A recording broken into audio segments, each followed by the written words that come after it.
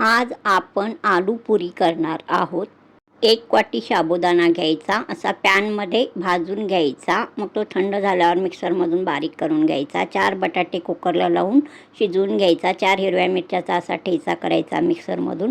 बटाट्याच्या साली काढून घ्यायचा.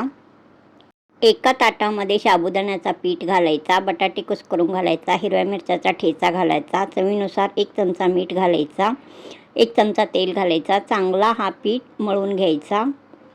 पिठावर झाकण लावून 5 मिनटं भिजू द्यायचा. मग असा हा गोळा घेऊन हा पुरी लाटायचा. वर असा वाटी पालथा घालायचा, कडा काढायचा. हा पुरी आपला तयार. शाबू बटाटा मिक्स आलू पुरी लाटून तयार आहेत. आता तळून घ्यायचा आहे. तेल घालायचा एका पॅनमध्ये. तेल गरम झाल्यावर पुरी घालायचा. चांगला पुरी तळून घ्यायचा. दोन्ही बाजूंनी पुरी चांगला तळायचा. क्रिस्पी आलू पुरी तयार आहे. खोबऱ्याची चटणी घट्ट दह्याबरोबर खायचा.